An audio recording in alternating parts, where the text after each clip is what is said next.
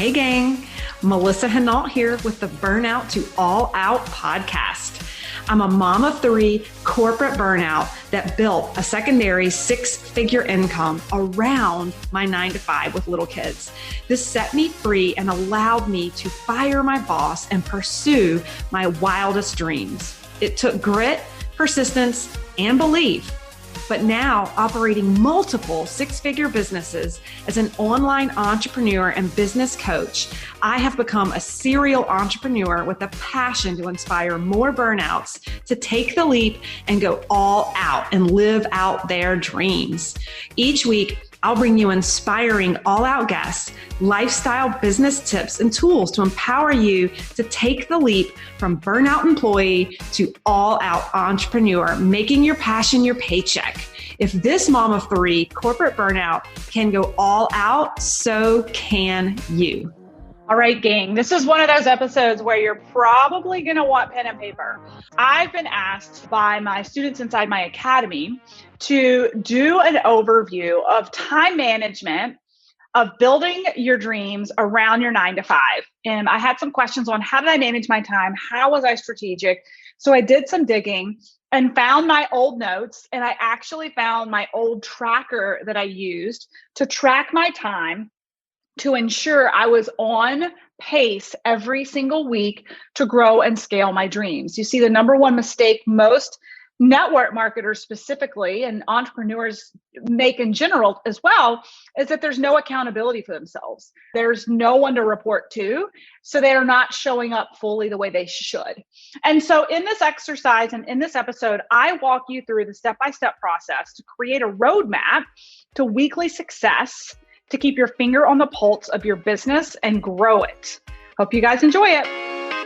Good morning, Burnout to All Out community. I am popping in here, surprise, surprise, for early morning podcast recording on time management while working full-time and trying to scale your dreams around 9 to 5.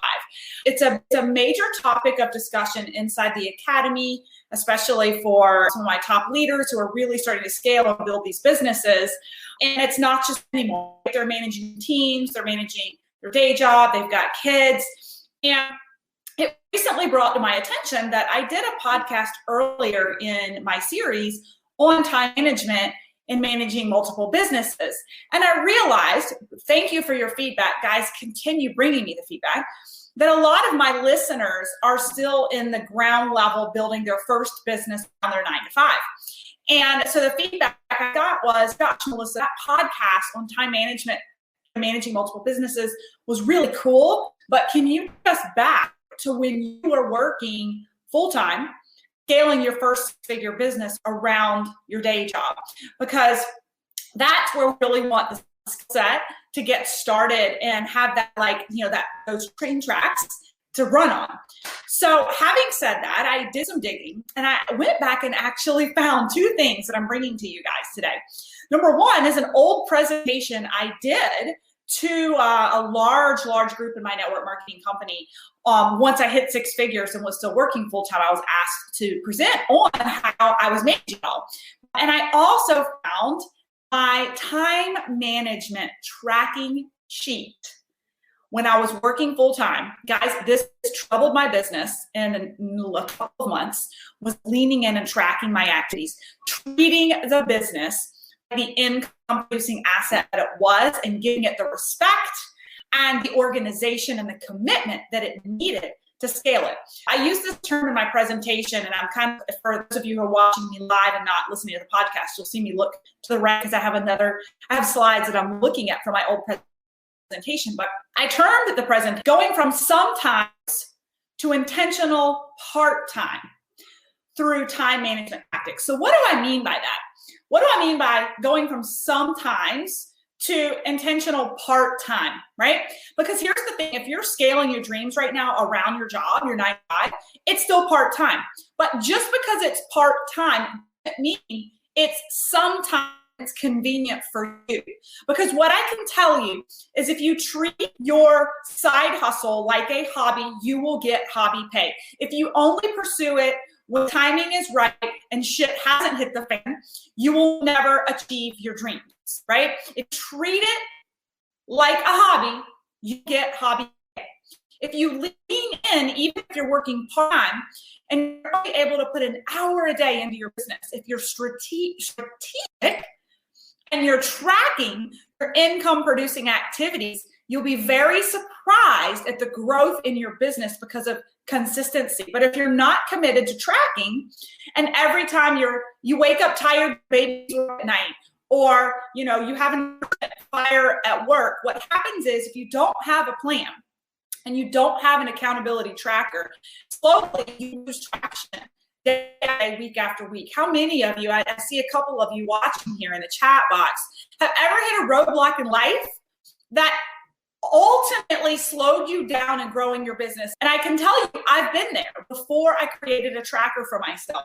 Life would get in the way. A tree fell on our house. I got pneumonia. The kids got pneumonia. I started a new job, right? And all the things over weeks to months culminated, and I lost a lot of traction in my business. It wasn't until I'm about to share with you guys that I really owned that it's okay to get off track, but I've got to be able to jump back in and have a game plan when it's time, right? So maybe the baby is sick, maybe you're sick, maybe you miss a couple of days, maybe the whole house has COVID. Once you get your wind beneath your wings and you get your oxygen mask back on, you've got to be ready to jump back in with a plan, right? Okay, so that's what we're going to talk about today is, how do you come up with that plan, Melissa, right? How do you come up with that plan? So the first thing I would challenge you to do before we really get into the actual tactical how you create time management working around your 5 and growing your business is we're going to have to do a gut check. So I'm going to do a little exercise with you where we're going to do a gut check with how much time you're willing to commit, right? That's a big question. It's always just going to be a hope and a dream and a hobby if you haven't slowed down to assess what am I willing to commit in my calendar. So we're going to talk about that. The second piece is eliminating distractions. Are we all growing businesses from home right now? Absolutely, right? So there has to be rules and guardrails and guidelines around your business hours and the time that you're going to work your business, right? Eliminating distractions. Number 3, we're going to go through my step-by-step process that we really cover in depth inside my academy. I call them the 3 I's. When you stick to these 3 I's that I'm going to cover at the end of the podcast, you will undeniably get traction and growth in your business because I coach you to break down the different income producing activities that are designed for your business, right?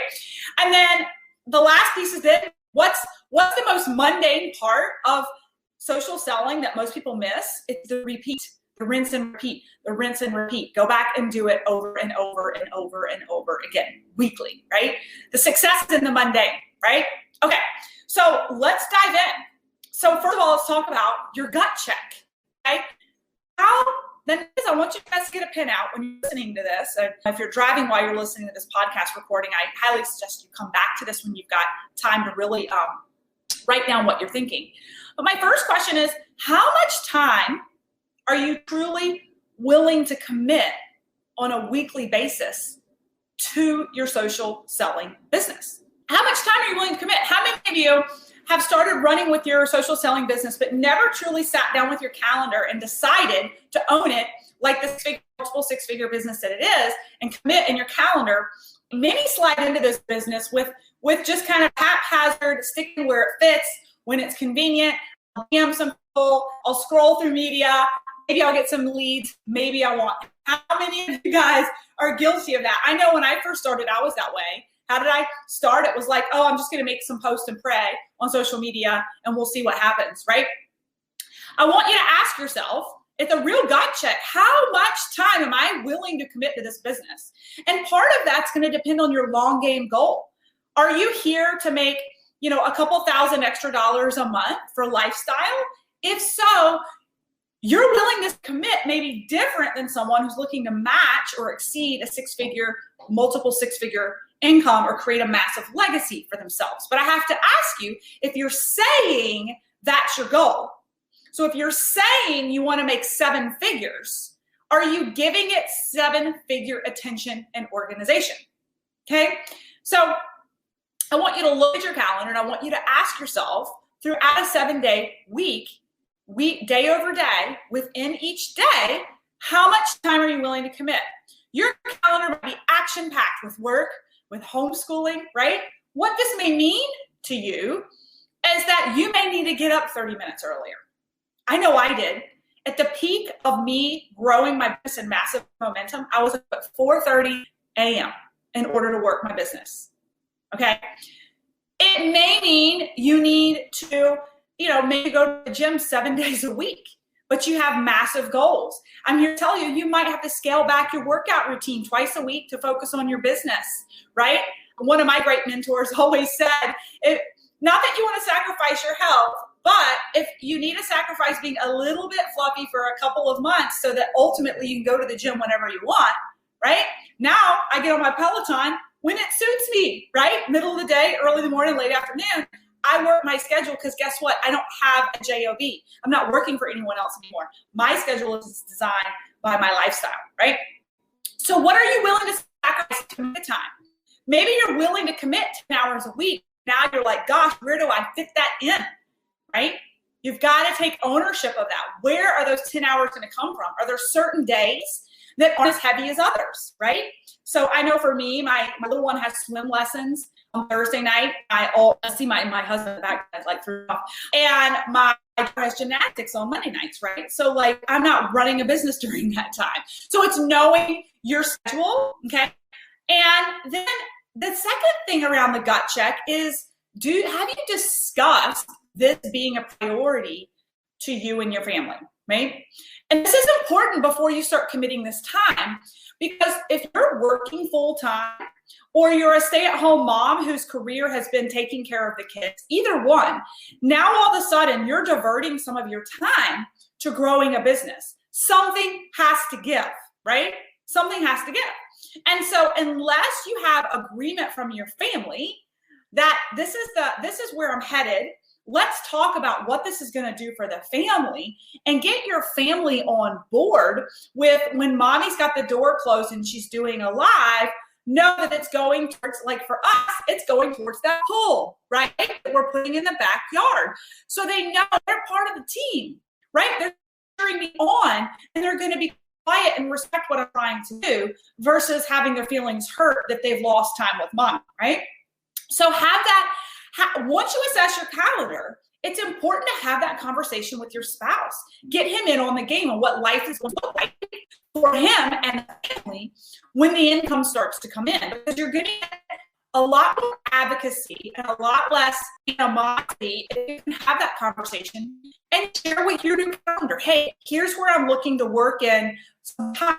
I'm really trying to squeeze it. The thing was, I really tried to squeeze in about an hour to 2 hours a day, broken up into small time slots throughout the week. But I had an agreement with my husband that when certain things happen during the week where, my day job was really demanding or, one of the kids was sick or whatnot, we had an agreement that sometimes on the weekends, I might have to go to Starbucks for 2 or 3 hours. Here's the key, and we're going to talk about this in a minute.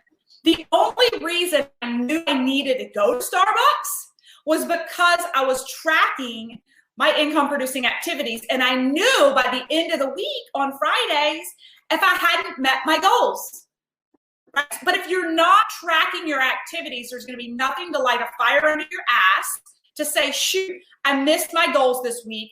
I need to go spend 2 or 3 hours in a hole, catch up before next week. Guys, this is how you create accountability to grow an income producing asset that is truly residual, that truly makes you money. That's not just a hobby that fits in when it fits your life, right? And then, my friends, you are going to map that out on your calendar. When you guys look at my schedule, what you can see is that I've adapted it to the activities in my business and my day job.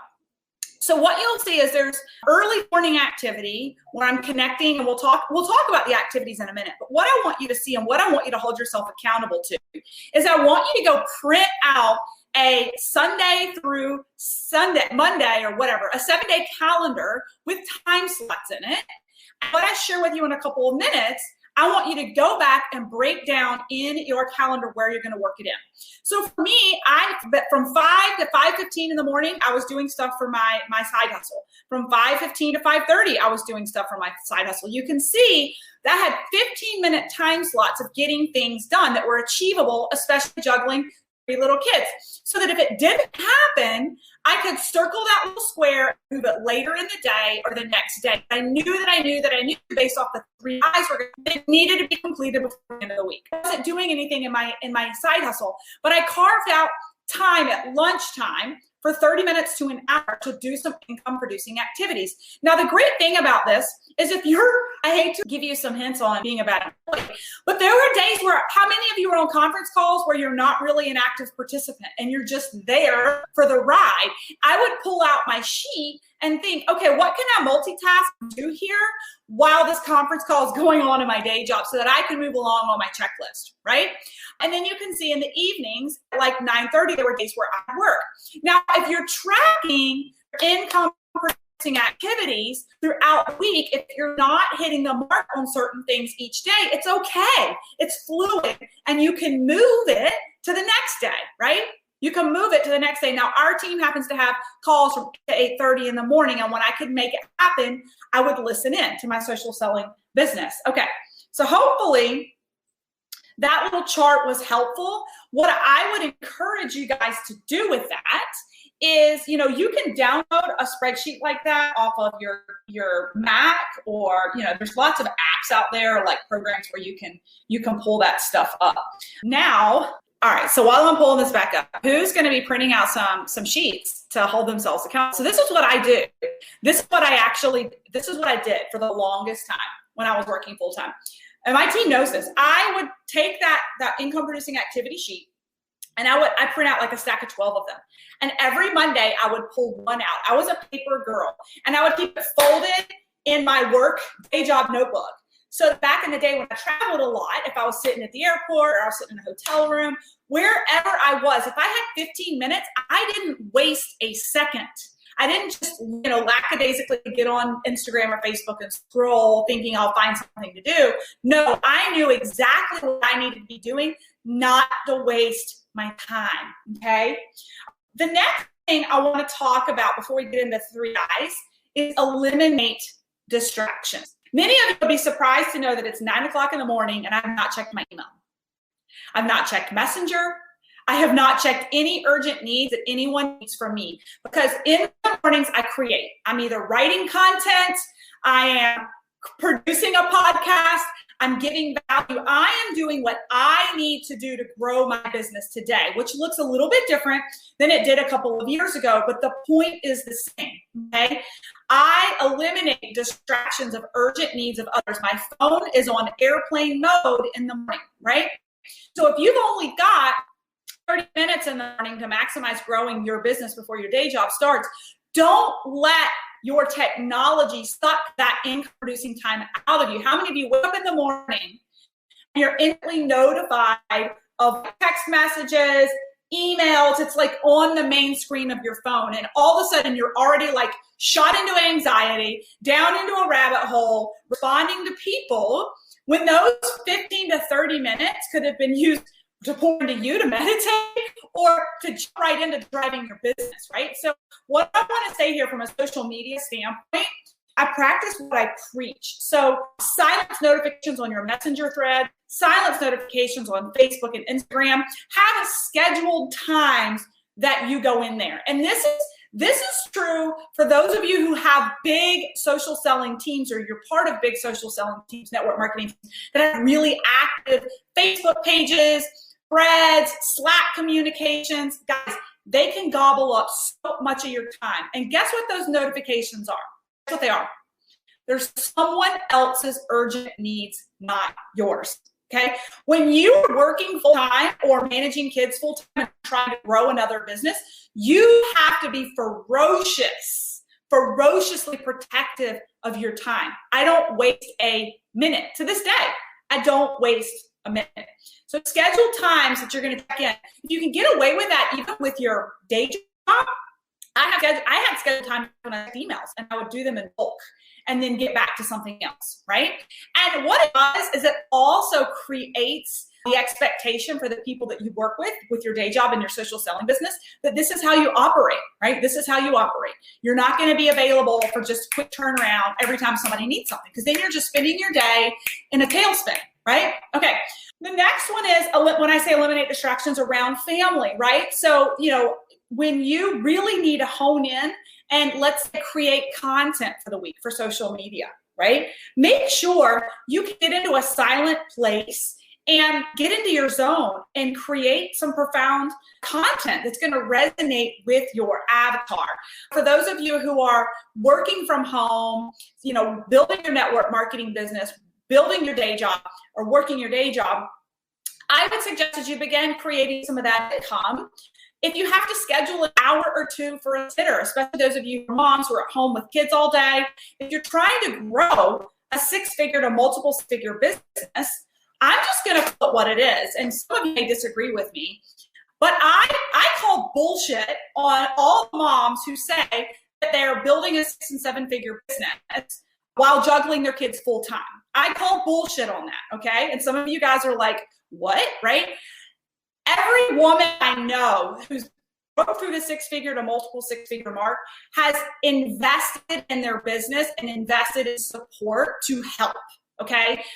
So if you're killing yourself home and you're not turning around some of the income that you're making for a part-time sitter, even if it's the neighbor's 13-year-old that watches your kids for an hour while you can focus on your business, you are telling yourself a lie that you can actually get this done. I'm here to tell you, I coach lots of private clients. I see clients scale and get upwards of towards that 6-figure mark, and they're trying to continue to do all the things, right? Being all things mom, being all things career, and scale a 6- to 7-figure network marketing business, and they blow their adrenals out because it's not possible without sheer exhaustion. So I'm giving you a pass that you should return some of that revenue from your social selling business and put it back out into the universe and pay the neighbor's kid, $10 an hour to entertain your kids so that you can truly get in the zone and treat this business the income producing opportunity that it is. Now, I may have pissed off some people saying that, but I've just seen it.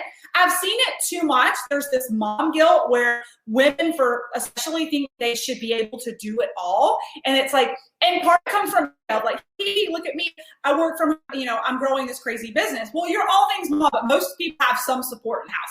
Even my business coach, multi-millionaire, Kayla Kraft, they don't have a sitter per se, but her husband helps out tremendously, right? So it's like, behind every successful business is some support, right? So don't guilt yourself into thinking that you should have to do it all, right? Do it all.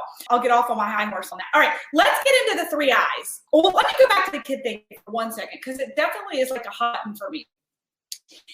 I decided to grow a business from home because I wanted autonomy and freedom to be with my kids when it worked for both of us. I did not grow this business to be a stay-at-home mom. There's a huge difference between being a stay-at-home mom and being a work-from-home mom who works for themselves. And that's something I'm constantly trying to clarify for people, is that I bet I work 30 to 40 hours a week leading 2 businesses, but I do them on my own accord. I leave my house at 3 every day to pick my kids up and spend time with them in the afternoon. That doesn't mean I don't power backups in the evenings to do workshops or whatnot. My point is, I have my kids in school right now, right? So my point is, being a woman who has chosen to come home to create freedom in her schedule, to be a more present mother, but they can also be a badass entrepreneur who's outsourcing help with their kids. And that's what I want to give you the freedom and to get rid of that guilt that maybe you're thinking, God, I need some help around the house to really grow this business. That's okay. That's okay. You're growing this business though, so that you can be your own boss, so that you can choose certain days that I can take my daughter to gymnastics early or be involved at their school, right? Okay, I'll stop with that. Let's get into the 3 I's. The 3 I's allocated in a week for network marketing specifically. So we're drilling down specifically in the network marketing. The 3 I's are you should spend a third of your week introducing yourself to new people, right? What does that look like in the midst of COVID? For the most part, it's online, right? What are you doing online every week to grow your network number? On Instagram, on LinkedIn, on Facebook, targetedly, what are you doing to bring your ideal avatar into your network and grow your network? That's the power of network marketing, right? So that's number 1. What are you doing a third of the week, literally, to do that? Number 2, invite.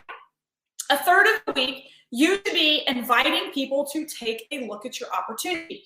So that is taking a cold lead from the introducing yourself into the funnel of you earned the right to ask them to take a look. What it looks like with our company is a lot of times we do evening overviews, opportunity overviews. If I've discovered in the DMs a prospect who's interested in an additional income stream, I might ask them, hey, we've got this overview on Wednesday night. Would you be interested in attending and taking a look, right? So you need a reason to invite. So is your team running overviews? Do you have a video for them to take a look at, right? What resources do you have? You should be spending a third of your week asking people to take a look. And the bottom line is some will, some won't. Next, and we have to move on. If your funnel is big enough, it won't matter to you the people who won't respond, right? We're just moving on to the right people where the timing is right and they're interested in what you have to offer, right? Okay, and then the third one is invest. And this is a big one. I'm going to break these down for you guys. The invest is what you're doing right now. The invest is what are you investing in yourself to grow yourself as a social learner, but it's also what are you doing to invest in your new business builders, right? What kind of method and process do you have in place to ensure that they hit the ground running, okay? And then the third piece of that is your consumers. Like we don't have a business without the consumption of the product.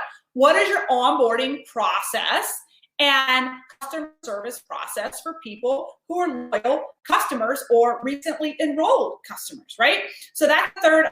So let me recap again for you guys. Introduce, invite, and invest, okay? And I'll go back to my spreadsheet in a minute and I'll break it all down for you guys how I did it, right? Here's the thing. So we kind of talked about the introduce piece a minute ago. I'd love to hear in the chat what you guys think. What are you doing and you doing now to introduce yourself to new networks weekly? What are you doing to grow your network? Whether you're growing your network on media, whether you're getting involved in the local community, are you joining networking groups? Are you joining particular groups on social media?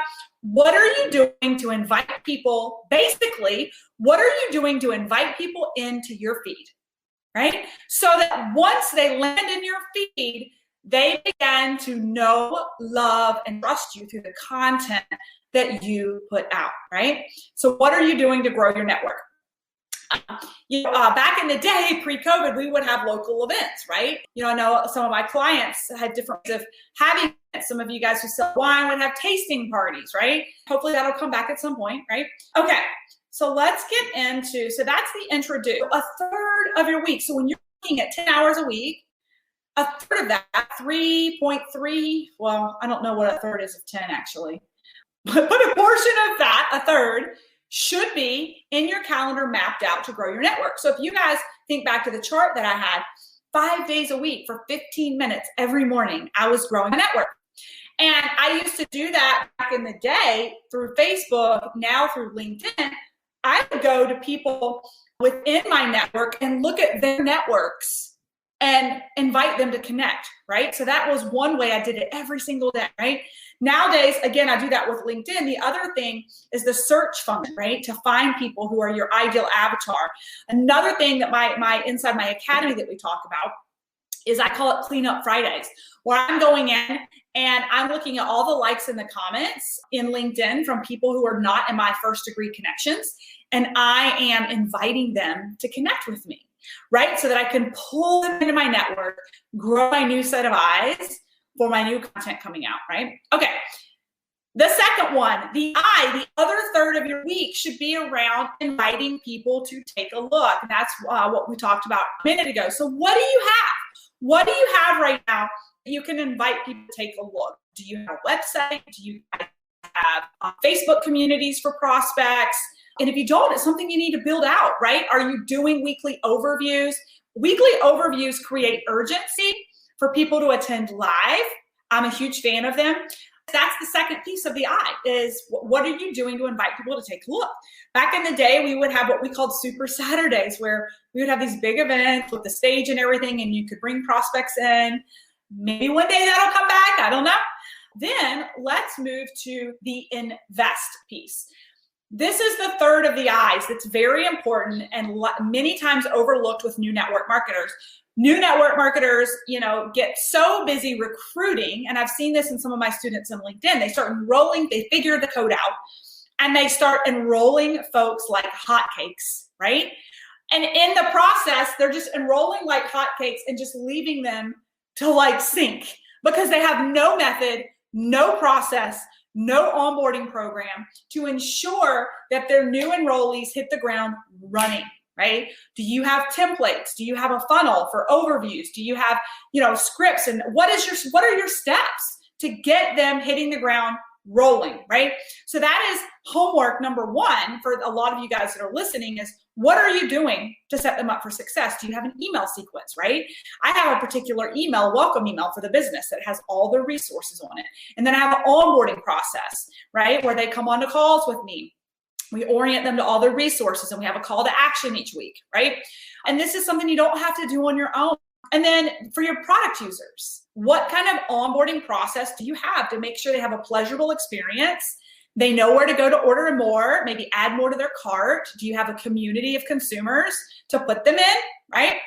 So that's the first I. The second I, which I find most social sellers I'm going to say it out loud, spend too much time. And that is investing. We in ourselves. We are obsessed with personal development, right? I'm obsessed with it. I spend every morning now for 45 minutes with coffee and reading personal development. I'm addicted. I love it, right? But we have to be in action too, right? We talk about my team and I, the Burnout to All Out team, we talk about this a lot with our students in the academy. You guys are rapid fire absorbing everything. But we want you to get out there and take action, right? Sometimes it's time to stop hitting play on the modules and to start taking action with your calendar and committing to the actions you're going to take because it feels good, doesn't it? To pour into yourself. It feels good to learn new things. It doesn't feel good to be rejected, right? It doesn't feel good to put that post out and nobody likes it. It doesn't feel good for people to not respond, right? But the reality is you have to have tough skin in this industry and you have to move on to the next person, right? And so personal development is huge, but I'd love for you all who listen to this and to map out your calendar, ask yourself, are you truly balanced in your third activities? Are you truly spending a third? If you only have 5 hours a week to work on your business and you're spending 3 of it working on modules or working on training or reading books and you're only spending 2 on the actual execution of your business, you need to reassess where you're spending your time. And you need to, I'm saying it out loud, even though I'm a business coach, you need to scale back. If you only have 5 hours, you need to scale back the personal development and scale up the income producing activities to drive your business, or you need to commit to more time. And that's why the exercise is so important, because when you really look at your calendar and you realize how little time you're committing and where you're maybe off kilter and not balanced, right? You need to go back and level set that. Maybe you need to commit to more time, right? A couple of ideas I would love to hear in the chat for those of you guys who are watching live. What are you doing to personally develop right now? Many of you have company corporate resources to get you up to par with your company's programs, policies, all those things. Many of you are in personal group coaching programs. I know a lot of you guys are in my LinkedIn Academy or you're in other programs, leadership programs. What podcasts are you listening to podcasts? These earbuds that I'm wearing, it's a good 20 minutes to dry this hair in the mornings. I told you guys I don't waste a minute. I wear these and I listen to podcasts while I'm drying my hair, right? Where can you squeeze in more development and it not eat into the income producing time, right? While I'm drying my hair, I can't be DMing people for the most part because of my two hands, drying my hair. But I can be passively listening to a podcast, right? So those are just a couple of ideas there. And then the key is with those 3 I's, the key is that you repeat weekly. You repeat weekly. So what I'm going to do right now is I'm going to walk you guys through my daily worksheet. Now that I've covered the 3 I's, if that would be helpful, I'm going to walk through with you my daily income producing activity worksheet so you can see or you can hear how I've broken this down when I was working full time. Okay. So this is a day in the life of a woman who was working full time, corporate executive with 3 little kids. I printed this sheet out every single week and I could check off the quadrants. So every day, Monday through Friday at 5 a.m., I would connect with 5 new people. At 5:15, I would invite 5 people to our opportunity overviews on Mondays and Tuesdays. Okay. So we had business overviews on Wednesday nights. So for me, those 15 minutes on Monday and Tuesday were strategic because the event was about to happen, right? On Wednesdays, I would follow up at 5:15 a.m. for the people who said that they could attend as a reminder and look to see if there were people I needed to book or schedule three-way calls with my team. But my point here is that I had a method and a formula to create lead generation to the overviews. I was creating activity. And some of you guys know Kristen Arir. She's just a master at doing this on LinkedIn, of creating her pipeline based on the cadence of the business, right? So like knowing where you should be in conversation with your prospects as you're leading up to overviews, okay? So then at 5:30, I would post content, 5:30 a.m. every day of the week, post content on social media, okay? Now, I would block out a time each week to plan my social media, so it was all ready for me. So what I want you guys to hear me say here is that at 5:30 a.m. every day, I'm not just at the flying off the seat of my pants, posting whatever I feel like it. I've actually carved time out during my week, we'll talk about where in a minute, to create content that I have scheduled to post every day. So that when 5:30 a.m. hit, no matter if I've got 3 kids tugging on me or whatnot, I just grab the content that's already been created and literally copy and paste, right? And then you'll see there's nothing in my calendar from 5:30 to 8 a.m. I'm either working out, taking care of kids, getting them fed, all the things, right? And then at 8 a.m. each day, our team has a global call that people can dial into. And then you'll see on my calendar from 9 to noon, I'm working. I'm not doing anything, right? Now, there might be days where shit hit the fan in the morning and I didn't get to my connecting 5 people. I didn't invite 5 people like I was supposed to. This is where having a chart and tracking it is so important. Because if you don't have a game plan, you will not be successful. You will not hold yourself accountable to what you don't know you need to be doing, right? That you don't know that you didn't follow through with. If you don't have a plan, you're running a hobby and you're going to get hobby pay, right?